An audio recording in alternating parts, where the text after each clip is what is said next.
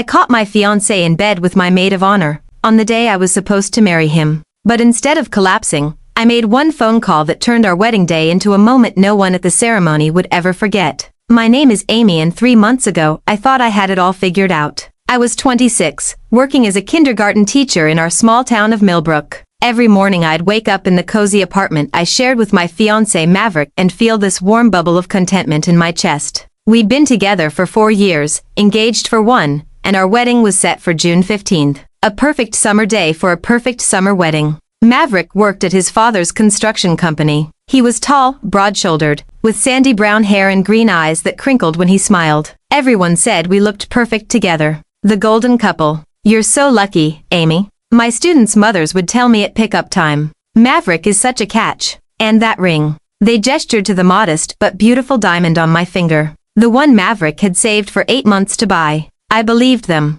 I believed in us. My maid of honor was Penelope, my best friend since we were 7 years old. She had long black hair that always looked perfect, even when she claimed she'd just rolled out of bed. Her laugh could fill a room and men turned their heads when she walked by. But she was my person, the one who held my hair when I was sick, who stayed up all night helping me study for teaching exams, who cried harder than I did when my grandmother passed away 2 years ago. When Maverick proposed, she was the first person I called. "Oh my God, Amy," she'd screamed into the phone. "I'm so happy for you. This is going to be the most beautiful wedding ever." She threw herself into wedding planning with the enthusiasm of someone planning her own celebration. She helped me pick the venue, the old Riverside Manor with its sprawling gardens and Victorian charm. She spent hours with me tasting cakes, choosing flowers, addressing invitations in her perfect handwriting because mine looked like a child's scroll. "You deserve this happiness," she told me, squeezing my hand as we sat surrounded by wedding magazines and fabric samples.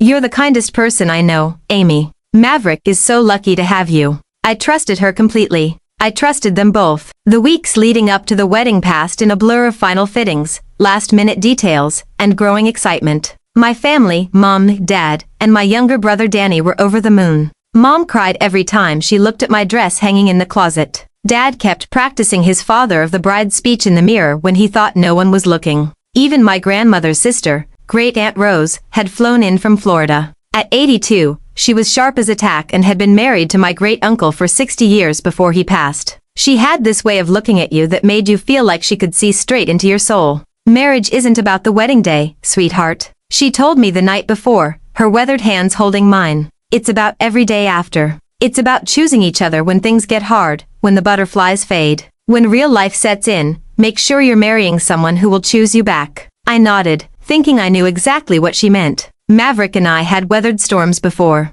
We'd gotten through his father's heart attack, my struggle to find a teaching job, the stress of saving for a house. We were solid. We were ready. I fell asleep that night with a smile on my face, dreaming of walking down the aisle toward my future.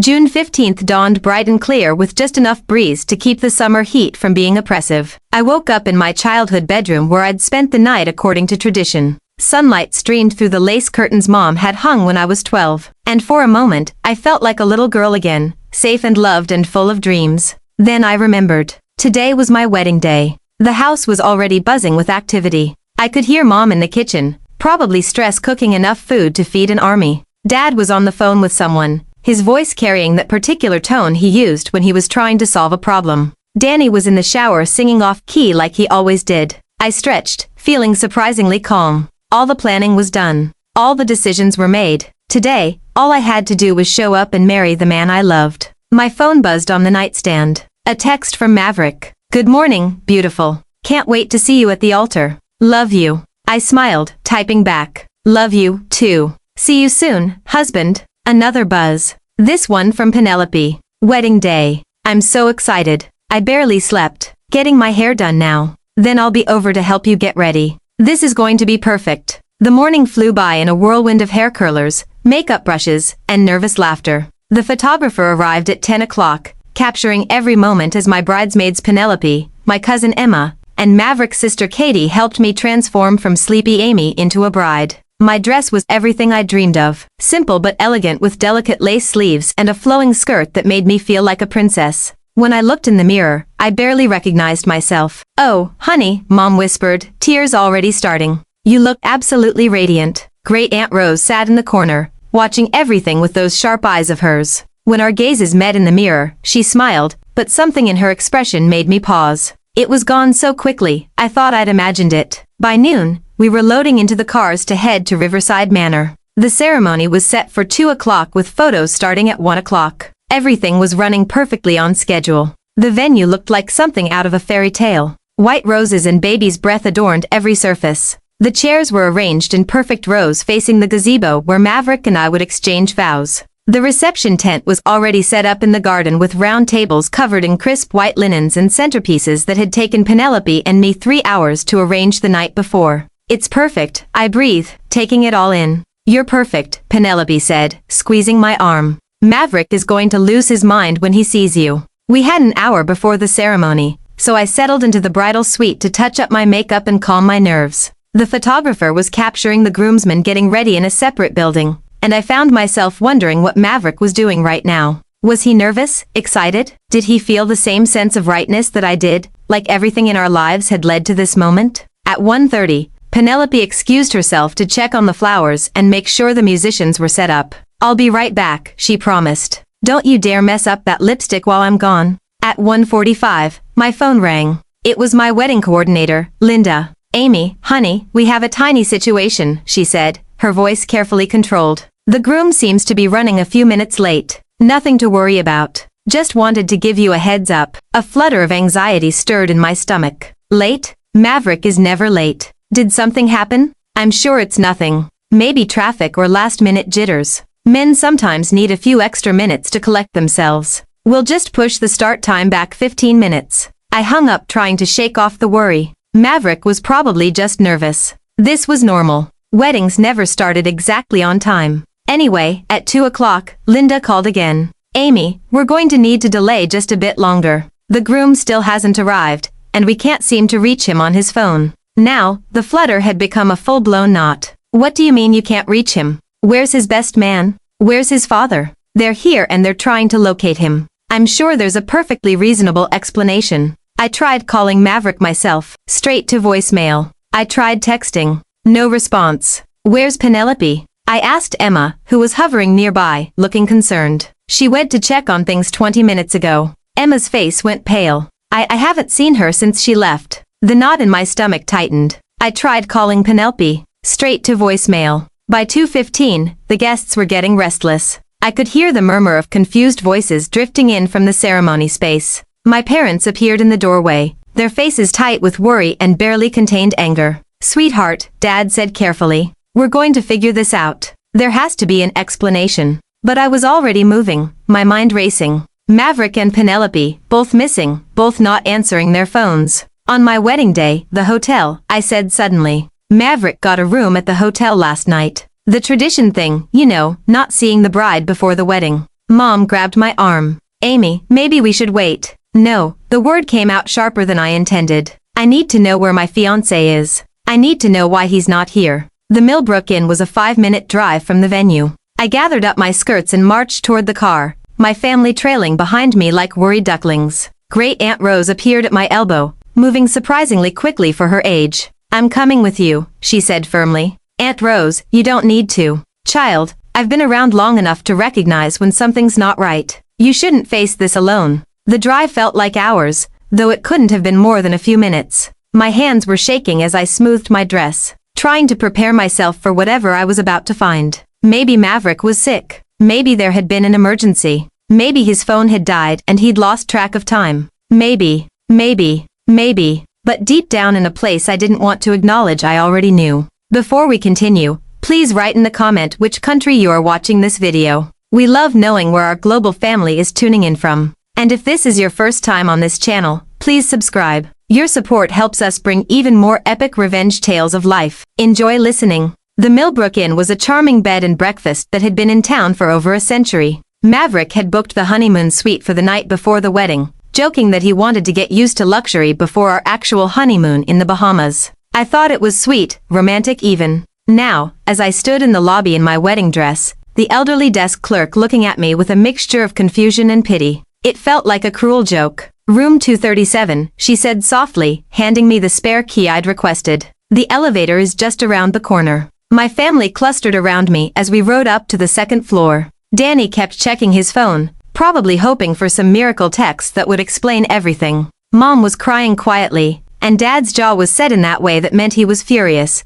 but trying to hold it together for my sake. Great Aunt Rose stood beside me, her small hand resting on my arm. She didn't say anything, but her presence was oddly comforting. The hallway stretched out before us, carpeted in deep burgundy with brass sconces casting warm light on the walls. Room 237 was at the end, the honeymoon suite with its heavy wooden door and brass nameplate. I stood there for a moment, key in hand, listening. The hotel was quiet, but I could hear something from inside the room. Soft sounds, movement. My heart was pounding so hard. I was sure everyone could hear it. Amy. Mom whispered. Maybe we should knock first. But I was already sliding the key into the lock, already turning the handle, already pushing the door open. The room was dim, heavy curtains blocking most of the afternoon sunlight. It took my eyes a moment to adjust to make sense of what I was seeing. The bed was a mess of tangled sheets and scattered clothes. A man's suit, Maverick's suit, the one he was supposed to wear to marry me, lay crumpled on the floor next to a bridesmaid's dress, a purple bridesmaid's dress, Penelope's dress, and there in the bed were Maverick and Penelope. They were asleep or passed out, naked and intertwined like lovers who had spent the night together. Penelope's long black hair was spread across Maverick's chest. His arm was wrapped around her waist, holding her close, even in sleep. The sight hit me like a physical blow. All the air left my lungs. The room spun. For a moment, I thought I might actually faint. Behind me, I heard Mom gasp. Dad cursed under his breath. Danny made a sound like he'd been punched. But I didn't move. I couldn't move. I just stood there taking in every horrible detail. The empty champagne bottle on the nightstand. Penelope's jewelry scattered on the dresser. The way they looked so comfortable together, so natural, like this wasn't the first time. How long? The question echoed in my mind. How long had this been going on? How long had they been lying to me, betraying me, making a fool of me? Amy, Great Aunt Rose said quietly. Come here. But I couldn't. I was frozen, staring at the ruins of my life, trying to understand how I'd gotten here. This morning, I'd been a bride. I'd been happy.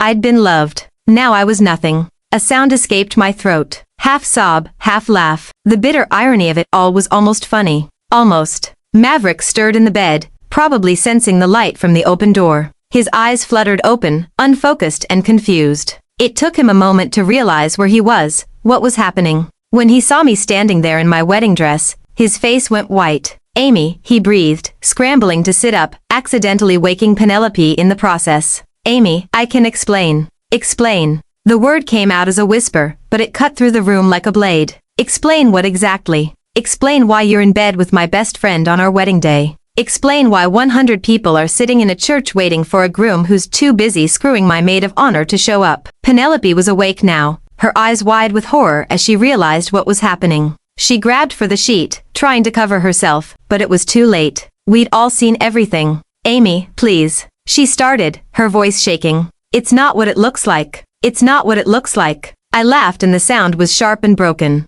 It looks like my fiancé and my best friend just betrayed me. Looks like the two people I trusted most in the world have been lying to my face. So, please, Penelope, tell me what it actually is. Neither of them had an answer for that. I turned around slowly looking at my family. Mom was crying openly now. Dad looked like he wanted to commit murder. Danny was staring at Maverick with pure disgust. And Great Aunt Rose was watching me with those sharp eyes, waiting to see what I would do next. Call them, I said quietly. What? Mom asked. Call them. Call Maverick's parents. Call his sister. Call his best man. Call everyone who's waiting for this wedding to happen. My voice was getting stronger, steadier. Tell them to come up here. Tell them they need to see something. Amy, Maverick said, finally finding his voice. He was scrambling for his clothes, panic written all over his face. Please, let's talk about this privately. Let's privately. I turned back to him and I felt something cold and hard settling in my chest. You want to talk about this privately after you humiliated me in front of our entire town?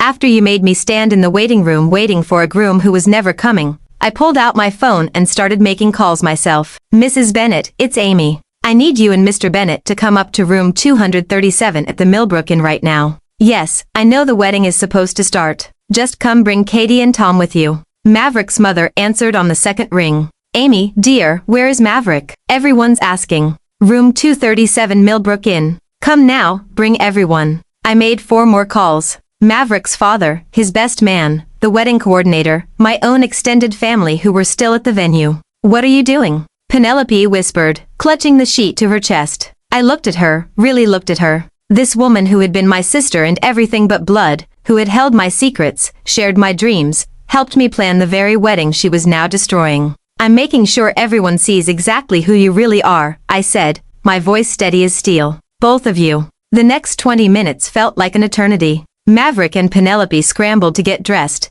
whispering frantically to each other, trying to come up with some explanation that would make this okay. But there was no explanation. There was no making this okay. I sat in the chair by the window, still in my wedding dress, watching them panic. My family hovered nearby, not sure what to do or say. Great Aunt Rose had claimed the other chair and was observing everything with the calm attention of someone watching a play unfold. "Amy, please." Maverick kept saying, "Let me explain. Just happened." Penelope came to pick up something, but I'd insisted we had few drinks before the wedding, talking about old times, and things got out of hand. "It doesn't mean anything. It doesn't mean anything." I repeated, "You slept with my maid of honor on our wedding day, and it doesn't mean anything." "It was a mistake," Penelope added, her voice small and desperate. "A terrible mistake. We both regret it so much. Amy, you have to believe me. I never meant for this to happen. But it did happen," I said simply. "And now everyone's going to know about it." The first knock came at 2:45. Maverick's parents, his sister Katie, and his best man Tom crowded into the doorway,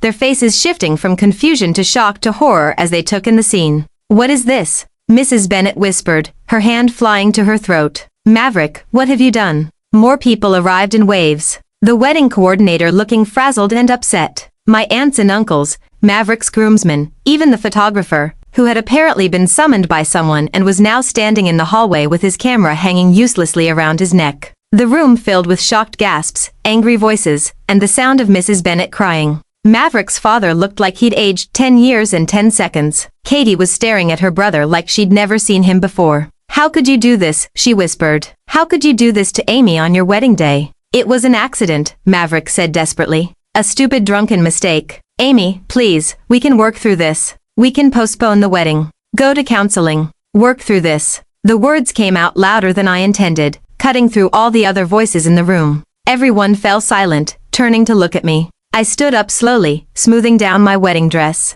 In that moment, surrounded by all these people wearing the dress I dreamed about for months, I felt something shift inside me. The hurt was still there, sharp and deep, but underneath it was something else, something stronger. "Clarity, you want to work through this?" I repeated, looking directly at Maverick. "You want me to forgive you for sleeping with my best friend? You want me to pretend this never happened and marry you anyway?" "Yes," he said quickly. "Yes, exactly. Me, I love you. This doesn't change that. Penelope means nothing to me. It was just stop." I held up my hand and he fell silent. "Just stop talking." I turned to address the room, looking at each face in turn. Maverick's family who had welcomed me as a daughter. My own family who were watching me with a mixture of pride and heartbreak. The friends and wedding party members who had given up their Saturday to celebrate what they thought was going to be the happiest day of my life. "I want everyone to understand something," I said, my voice carrying clearly through the room. "This isn't just about what happened this afternoon. This is about who these people really are." I walked over to the dresser where Penelope's purse sat open. Inside, I could see her phone and something else that made my blood run cold. A hotel key card. "Not for this room. For a different room." "Penelope," I said, holding up the key card. "What's this?" Her face went white. I don't know what you mean." I looked at the number on the card, then at the hotel logo. "This is for the Riverside Hotel. The one across town, room 412. I turned to Maverick. "Isn't that where you stayed last month when you said you were visiting your college friend in the city?" The silence in the room was deafening. "And this one?" I continued, pulling out another key card from deeper in her purse. "The Grand Hotel downtown, room 203, from 3 weeks ago when you said you had that work conference." Maverick. Penelope was crying now, but I wasn't done. "How long?" I asked, my voice deadly quiet. "How long have you two been doing this behind my back?" Neither of them answered, but they didn't need to. The truth was written all over their faces. "Months," I said, answering my own question.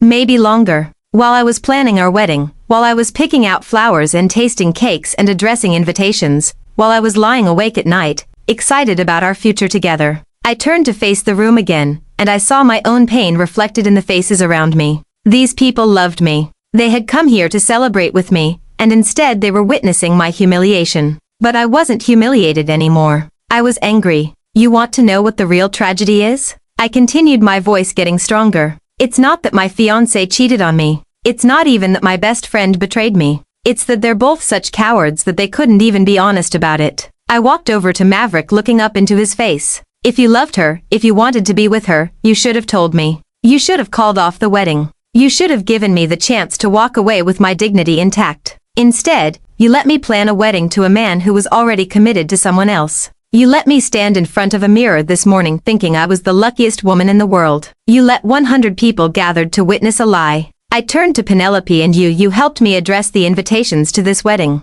You held my hand while I cried about how nervous I was. You told me I deserved this happiness while you were actively destroying it. I'm sorry, she whispered. I'm so sorry. Sorry doesn't fix this, I said. Sorry doesn't give me back the last year of my life. Sorry doesn't undo the humiliation of having my wedding day turn into a public spectacle. I looked around the room one more time at all these faces staring at me with pity and anger and shock. And suddenly I knew exactly what I needed to do. I want everyone to go back to the venue, I said calmly. I want you to tell the guests exactly what happened here. I want you to tell them that there will be no wedding today because the groom was too busy sleeping with the maid of honor to show up. Amy, Mrs. Bennet said, her voice breaking. Please think about this. Think about your reputation, your future. My reputation. I laughed, and this time it wasn't bitter. It was almost free. Mrs. Bennet, with all due respect, I'm not the one who should be worried about my reputation right now. I walked over to the window and looked out at the beautiful June day. Somewhere across town, 100 people were waiting for a bride and groom who would never appear. The flowers would wilt. The cake would go uneaten. The photographer would pack up his equipment without capturing a single moment of joy. But I was still here. I was still standing, and I was done being a victim. Actually, I said, turning back to the room. I have a better idea. We're going back to the venue. I announced, all of us right now. Amy, Mom said carefully. Maybe you should take some time to process this. No. I shook my head firmly. I've processed enough. Those people came here to witness a wedding. They deserve to know why there isn't going to be one. Maverick stepped forward, panic written all over his face. You can't be serious. Amy, please think about what you're doing. This will ruin everything. Everything is already ruined. I said simply. The question is whether I'm going to let you control the narrative or if I'm going to tell the truth myself. Great Aunt Rose stood up from her chair, moving with surprising grace for her age. The girl's right, she said, her voice carrying the authority of 8 decades. Better to face the music than let it play without you. I looked at her gratefully. In all the chaos, she was the only one who seemed to understand what I was doing. Everyone out, I said. We're going to the venue. Maverick and Penelope, you're coming too. I'm not going anywhere, Penelope said, wrapping the hotel bathrobe tighter around herself. I can't face those people. You should have thought about that before you slept with my fiancé, I replied coldly. Get dressed, both of you. You created this mess, and you're going to help me clean it up. The drive back to Riverside Manor was surreal. I sat in the back of my father's car, still in my wedding dress, watching the familiar streets of Millbrook roll by. Behind us, a convoy of cars followed. Maverick's family, the wedding party, even some of the guests who had been called away from the venue. My phone was buzzing constantly with texts and calls, but I ignored them all. There would be time for explanations later. Right now, I needed to focus on what I was about to do. Are you sure about this, sweetheart? Dad asked, catching my eye in the rearview mirror. Once you do this, there's no taking it back. I'm sure, I said, and I was. For the first time in hours, maybe for the first time in months, I was completely sure about something. The venue looked exactly as we'd left it. Beautiful, perfect, ready for a celebration that would never come. Guests were milling around the gardens, some checking their phones, others talking in small groups. Could see the confusion on their faces, the growing concern as more and more time passed without any sign of the bride and groom. Linda, the wedding coordinator, rushed over as soon as she saw our cars pulling up. Amy, thank goodness. What's happening? Where have you been? Gather everyone, I told her. Everyone, guests, vendors, staff, I want them all in the ceremony space in 5 minutes. But the wedding, there isn't going to be a wedding, I said simply. But there is going to be an announcement. Word spread quickly through the crowd. Within minutes, nearly 200 people had gathered in the ceremony space, filling the white chairs that had been arranged so carefully for a celebration. They looked confused, worried, some even annoyed at the delay. I stood at the back of the aisle looking down at all these faces. Friends, family, coworkers, neighbors, People who had taken time out of their lives to be here for me. People who deserved the truth. Maverick and Penelope had arrived and were standing off to the side, both looking like they wanted to disappear into the ground. Maverick's parents were with them, Mrs. Bennet, still crying softly. Great Aunt Rose appeared at my elbow. You ready for this, child? I nodded. I think so. Good. Remember, the truth has a power all its own. Don't let anyone take that away from you. I walked down the aisle slowly, my wedding dress rustling with each step. The same aisle I was supposed to walk down as a bride toward the man I loved. Instead, I was walking toward a microphone, toward the truth, toward whatever came next. When I reached the front, I turned to face the crowd. The murmur of confused voices died away, leaving only the sound of birds singing in the gardens and the distant hum of traffic. Thank you all for being here. I began, my voice carrying clearly through the space. I know you're confused about what's happening, and you deserve an explanation. I paused, looking out at all those expectant faces. In the back, I could see Maverick and Penelope both pale and terrified. There isn't going to be a wedding today, I continued. Not because of cold feet, not because of some last-minute emergency, but because this morning I discovered that my fiancé and my maid of honor have been having an affair. The reaction was immediate and explosive. Gasps, shocked exclamations, the sound of people turning to look at each other in disbelief. Someone in the back actually said, "Oh my God," loud enough for everyone to hear. I waited for the noise to die down before continuing. I found them together in Maverick's hotel room about an hour ago. Based on what I discovered, this has been going on for months while I planned what I thought was going to be the happiest day of my life. More gasps, more shocked murmurs. I could see people turning to stare at Maverick and Penelope, who were both looking like they wanted to disappear. I want you all to know that I'm not telling you this for sympathy or to embarrass anyone. I said though that last part wasn't entirely true. I'm telling you because you deserve to know why you're not witnessing a wedding today.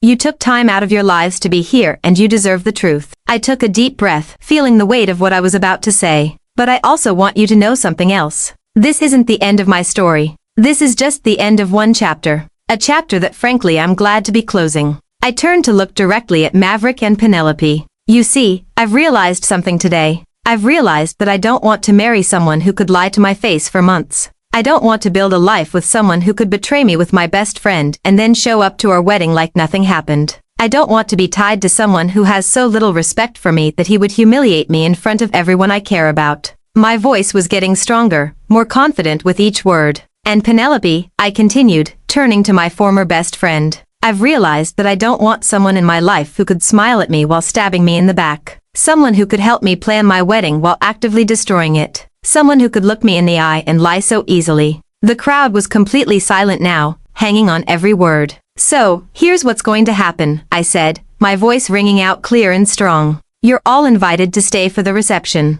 The food is paid for. The band is here, and frankly, I could use a party right about now. We're going to celebrate the fact that I dodged the biggest bullet of my life. A few people actually laughed at that, and I felt a surge of something that might have been joy. But, Maverick and Penelope, you're not invited. In fact, I never want to see either of you again. You've shown me exactly who you are, and I believe you. I turned back to the crowd. I want to thank you all for being here today. Not for the wedding that didn't happen, but for witnessing the moment I chose myself over people who didn't deserve me. For witnessing the moment I decided that my happiness doesn't depend on anyone else's approval or love. I paused, looking out at all those faces. Some were crying, some were smiling, some were still in shock. But they were all looking at me with something that looked like respect. And to anyone else who might be in a situation like mine someday, remember this. You deserve better than someone who makes you question your worth. You deserve better than someone who lies to you. You deserve better than someone who would rather hurt you than be honest with you.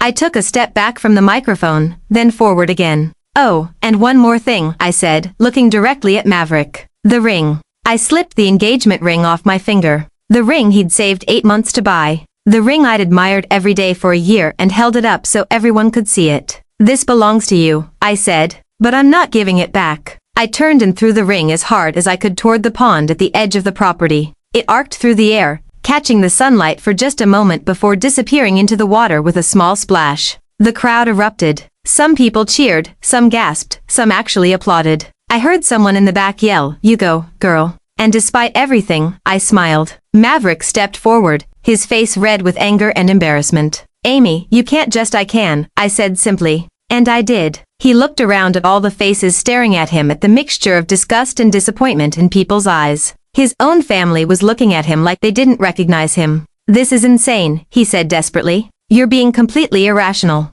We can work this out." "No," I said firmly. "We can't. And you know what? I don't want to." I turned to Penelope, who was crying openly now. "I hope it was worth it," I said quietly, just loud enough for her to hear. "I hope whatever you thought you were getting was worth losing the person who loved you most in this world." Penelope's face crumpled completely. "Amy, please. You don't understand. I never meant for this to happen. I love you like a sister. Sisters don't do this to each other," I said, cutting her off. "Sisters don't smile at your face while destroying your life behind your back. You made your choice, Penelope. Now live with it." I turned back to the crowd, feeling lighter than I had in hours. Maybe lighter than I had in months. "Now," I said, my voice carrying a note of genuine happiness for the first time all day. "Who wants to party?" What happened next was something I never could have predicted. The crowd didn't disperse. They didn't awkwardly shuffle away, embarrassed by the spectacle they'd witnessed. Instead, they rallied around me in a way that took my breath away. My cousin Emma was the first to move. She marched up to the front, grabbed the microphone, and announced, "You heard the bride.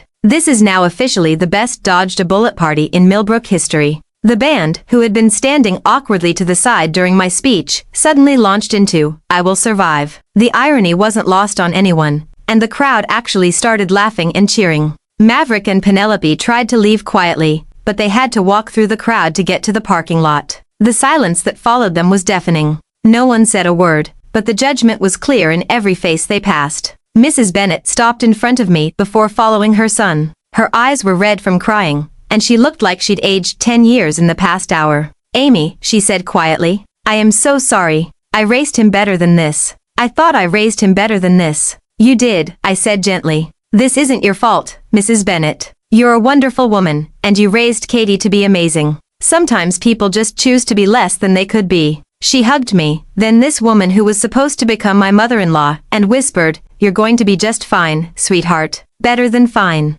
Katie lingered after her parents left. Maverick's sister had always been more like a friend to me than a future sister-in-law, and the pain in her eyes was almost as hard to bear as everything else. "I had no idea," she said, tears streaming down her face. "Amy, I swear to you, I had no idea this was happening." "I know," I said, hugging her tightly. "I know you didn't. I'm so ashamed of him," she whispered. "I don't even know who he is anymore." "He's still your brother," I said. "That doesn't change. But you don't have to defend what he did." "I would never," she said fiercely. "Never. What he did was unforgivable." As the afternoon wore on, something magical happened. What should have been the worst day of my life was turning into something else entirely. The reception that was supposed to celebrate my marriage became a celebration of my freedom, my strength, my refusal to accept less than I deserved. People shared stories about their own close calls, their own moments of dodging bullets. My great-uncle told everyone about the time he almost married a woman who turned out to be already married to someone else.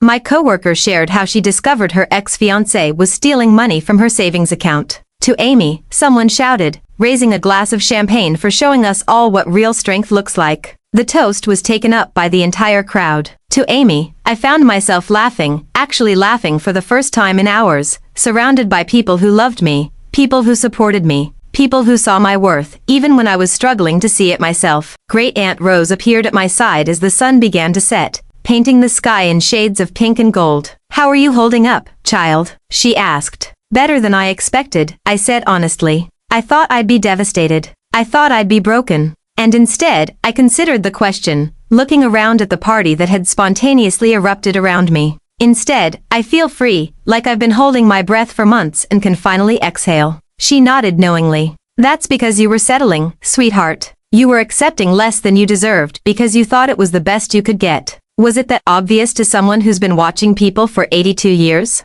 Yes. She patted my arm gently. "You're a kind soul, Amy. Too kind sometimes. You see the best in people even when they're showing you their worst. That's a beautiful quality, but it can also be dangerous." "So, what do I do now?"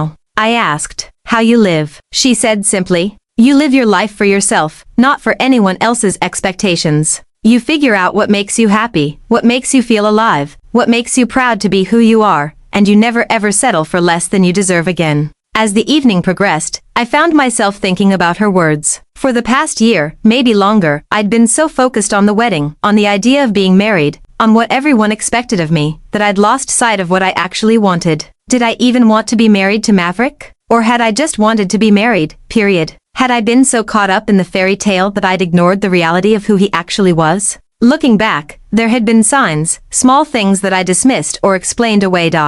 The way he sometimes talked down to me in front of his friends, the way he'd started spending more and more time away from home, the way he'd become distant and distracted in the weeks leading up to the wedding. I'd attributed it to wedding stress, to the pressure of planning such a big event. I told myself it was normal that all couples went through rough patches, but maybe it wasn't normal. Maybe it was him pulling away because he was already emotionally invested elsewhere. And Penelope, God, Penelope, how had I missed it? How had I not seen what was happening right in front of me? But even as I asked myself these questions, I realized I didn't want to spend my energy on them. I didn't want to torture myself with what-ifs and should have known. What was done was done. The question now was what came next. Amy. Danny appeared at my elbow, slightly drunk and grinning widely. This is the best wedding reception ever, and there wasn't even a wedding. I laughed, pulling my little brother into a hug. You're drunk. I'm celebrating, he protested. I'm celebrating the fact that my sister is a total badass who just gave the performance of a lifetime performance. Are you kidding me? That speech, the ring throw, the way you just completely owned the situation. He shook his head in admiration. Amy, I've never been prouder to be your brother. His words hit me harder than I expected. Danny and I had always been close, but he'd never been one for emotional declarations. Hearing him say he was proud of me, seeing the genuine admiration in his eyes made something warm bloom in my chest. Thanks, Danny, I said softly. I mean it, he said suddenly serious despite the alcohol. What you did today that took real courage, real strength, and I want you to know that I've got your back no matter what. We all do. I looked around at the party, still going strong around us. My parents were dancing to a slow song, holding each other close and looking at me with such love and pride it made my throat tight. My cousins and friends were laughing and talking, creating new memories to replace the ones that had been tainted. Even some of Maverick's friends had stayed, making it clear whose side they were on. These people loved me. They supported me. They saw my worth even when I couldn't see it myself. For the first time in my adult life, I felt truly, completely loved for exactly who I was. 3 months later, I was sitting in my new apartment, a cozy one-bedroom place downtown that I'd found and rented all by myself when my phone rang. It was an unknown number, but something made me answer it. Amy, it's Penelope. I almost hung up immediately. I hadn't spoken to her since the wedding day, hadn't seen her around town, hadn't heard anything about what she was doing or where she was living. What do you want, Penelope? I asked, my voice carefully neutral. I wanted to apologize, she said, her voice small and shaky. I know it's too late. I know you probably don't want to hear from me, but I needed to try. I waited, not making it easy for her. I've been going to therapy, she continued, trying to understand why I did what I did, why I hurt you so badly, and I realized I was jealous of you. Jealous of me. I couldn't keep the surprise out of my voice. You had everything I wanted, she said. You were so sure of yourself, so confident in your relationship, so happy. And I felt like I was falling behind, like everyone was moving forward except me. When Maverick started paying attention to me, when he started confiding in me about his doubts, the words hit me like a slap. He was having second thoughts about the wedding, she said quietly. He told me he wasn't sure he was ready, that he felt trapped. And instead of telling him to talk to you instead of being a good friend, I encouraged it. I made him feel like his feelings were valid, like maybe he was settling, too. I closed my eyes, feeling a familiar ache in my chest. Not for Maverick, I was long over Maverick, but for the version of myself who had been so blind to what was happening. Why are you telling me this? I asked. Because you deserve to know the truth, all of it. And because I want you to know that what happened wasn't about you not being enough. It was about me being broken and him being a coward. I sat with that for a moment processing. Are you still together? I asked though I wasn't sure I wanted to know the answer. No, she said quickly. No, it fell apart pretty quickly after the wedding. Turns out when you build a relationship on betraying someone else, it doesn't have a very solid foundation. I almost felt sorry for her. Almost. I'm not calling to ask for forgiveness, she continued. I know I don't deserve that. I just wanted you to know that I'm sorry and that I know what I did was unforgivable. You're right, I said simply. It was. I heard you're doing well, she said after a pause. I heard you got promoted at the school that you're happy. I am, I said, and realized it was completely true. I really am. After I hung up, I sat in my living room for a long time thinking about the conversation. A year ago, hearing from Penelope would have sent me into an emotional tailspin. 6 months ago, it would have ruined my day. Now, it just felt like closing a door that had been left slightly ajar. I had gotten promoted at the school. I was now the head of the kindergarten department with my own classroom and a team of teachers under me. I'd also started volunteering at the local women's shelter, helping women who were leaving abusive relationships rebuild their lives. I'd taken up painting, something I'd always wanted to try but never had time for when I was planning a wedding. I'd traveled to 3 different states to visit friends I'd lost touch with over the years. I'd read more books in the past 3 months than I had in the previous 3 years. I'd learned to be alone without being lonely. Most importantly, I'd learned to trust my own judgment again, to listen to my instincts instead of dismissing them, to value my own happiness instead of constantly prioritizing everyone else's. My phone buzzed with a text from Danny. Family dinner Sunday. Mom's making your favorite. I smiled, typing back. Wouldn't miss it. Another text. This one from Emma. Girls' night Friday. That new wine bar downtown. Absolutely. And then one more from a number I didn't recognize. Hi Amy, this is David from the coffee shop. I know this is probably weird, but I was wondering if you'd like to get dinner sometime. No pressure if you're not interested. David, the cute guy who worked at the coffee shop I'd started frequenting after I moved downtown. We'd been chatting for weeks now, just friendly conversation while he made my morning latte. He was kind, funny, and had never once made me feel like I needed to be anything other than exactly who I was. I stared at the text for a long moment, feeling a flutter of something that might have been excitement. A year ago, I would have immediately said no. I would have thought it was too soon, that I wasn't ready, that I needed more time to heal. But I was healed, not because I'd forgotten what happened, but because I'd learned from it. I'd learned what I would and wouldn't accept. I'd learned to value myself. I typed back, I'd love to. When were you thinking? His response came quickly. How about Saturday? There's this little Italian place I've been wanting to try. Perfect. It's a date. As I set my phone down, I caught sight of myself in the mirror across the room. I looked different than I had a year ago. Happier, more confident, more at peace. I looked like someone who knew her own worth. I thought about Great Aunt Rose's words from that terrible, wonderful day. Now you live your life for yourself. That's exactly what I was doing. I was living my life for myself, making choices based on what I wanted rather than what was expected of me. I was building a life that was entirely my own, filled with people who valued and respected me. And I was excited about the future, not because of who might be in it, but because of who I was becoming. The girl who had stood in that hotel room doorway in her wedding dress,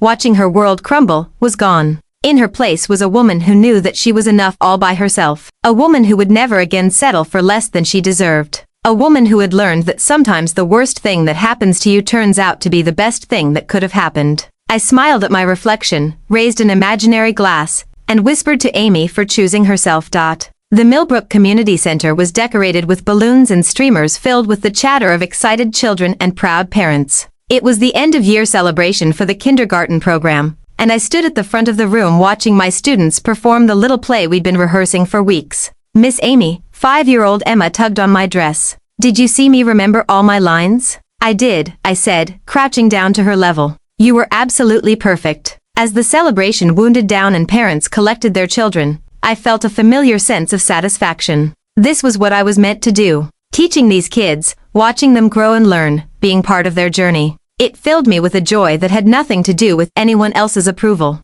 Amy, I turned to see my principal, Mrs. Rodriguez, approaching with a smile. Wonderful job today. The parents are raving about the program. Thank you, I said. The kids worked so hard. I wanted to let you know, she continued. The district office called. They're looking for someone to head up the new Early Childhood Development Initiative. It would mean a significant promotion, a chance to impact education policy at the district level. I recommended you. My heart skipped. It was an opportunity one dreamed about but never thought would come so soon. I'd love to hear more about it, I said. I'll set up a meeting for next week. Amy, you've really come into your own this year. Whatever happened in your personal life, it seems to have unlocked something in you professionally. As she walked away, I reflected on her words. He was right. The past year had been transformative in ways I never could have imagined. Ready to go? David appeared at my side, having waited patiently while I finished up with work obligations. We'd been dating for 8 months now, taking things slow, building something real and solid. He was nothing like Maverick. Where Maverick had been flashy and charming, David was steady and genuine.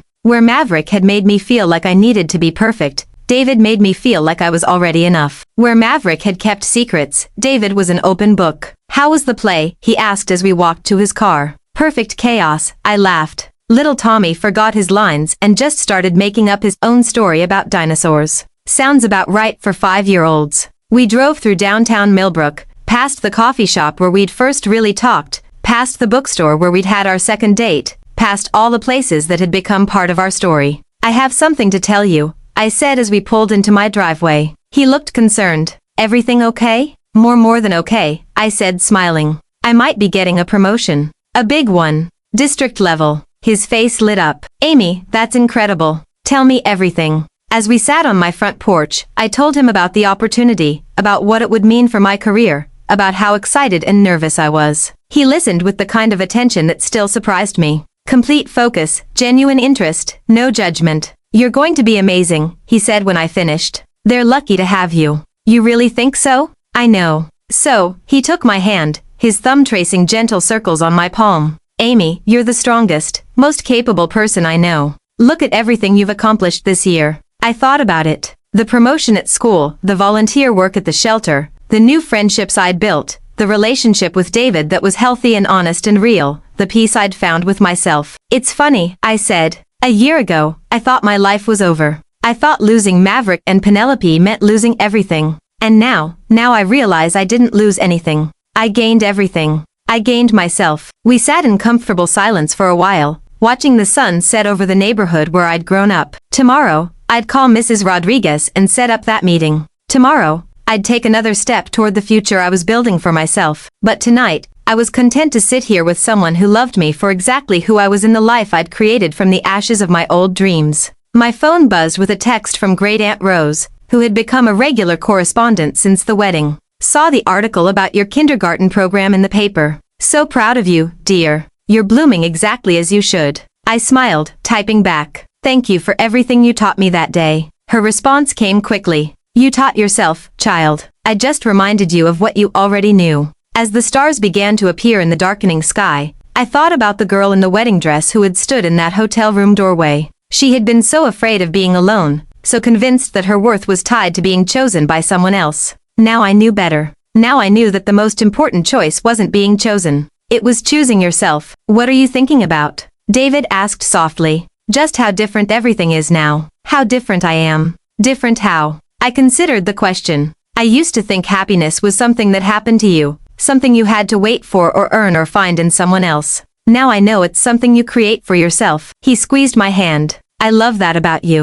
Your strength, your independence, the way you know your own worth. It took me a while to learn it." I admitted the best lessons usually do. Later that night, after David had gone home and I was getting ready for bed, I caught sight of myself in the bathroom mirror. The woman looking back at me was confident, peaceful, genuinely happy. She bore little resemblance to the anxious bride who had woken up in the same house exactly 1 year ago. I thought about Maverick and Penelope, wondered briefly how they were doing, then realized I didn't really care. They were part of my past now, a chapter that had ended. They had no power over my present or my future. I thought about the women at the shelter where I volunteered, many of whom were just beginning their own journeys toward independence and self-worth. I thought about my students who were learning every day that they were capable of more than they imagined. I thought about all the people who were still waiting for someone else to validate their worth, to make them feel complete. I wanted to tell them what I'd learned, that you are already complete. You're already enough. You don't need anyone else's permission to be happy, to be successful, to be proud of who you are. The best revenge isn't hurting the people who hurt you. The best revenge is building a life so beautiful, so fulfilling, so authentically yours that their betrayal becomes irrelevant. The best revenge is becoming so completely yourself that you can't imagine wanting to be anyone else. As I turned off the lights and settled into bed, I felt nothing but gratitude. Gratitude for the pain that had forced me to grow. Gratitude for the betrayal that had set me free. Gratitude for the strength I discovered in my darkest moment. And gratitude for the life I was living now. A life that was entirely my own, built on my own terms, filled with people who saw my worth and reflected it back to me. I fell asleep smiling, excited about tomorrow, about the promotion interview, about the future I was creating, one choice at a time. The girl who had needed someone else to complete her was gone. In her place was a woman who was already whole, already enough, already exactly who she was meant to be. And that woman was unstoppable. 6 months later, I got the promotion. A year after that, I was featured in a national education magazine for my innovative programs. David and I moved in together, but only after long conversations about maintaining our independence and supporting each other's dreams. I never saw Maverick or Penelope again, though I heard through the grapevine that they'd both left town. I wished them well genuinely. Their betrayal had been the catalyst for the best thing that ever happened to me, learning to love and value myself. Sometimes people ask me if I regret not getting married that day. If I ever wonder what would have happened if I tried to work things out with Maverick. The answer is simple. I can't regret the path that led me to myself, the wedding that never was turned out to be the beginning of the life I was always meant to live. And that life is more beautiful than any fairy tale I could have imagined.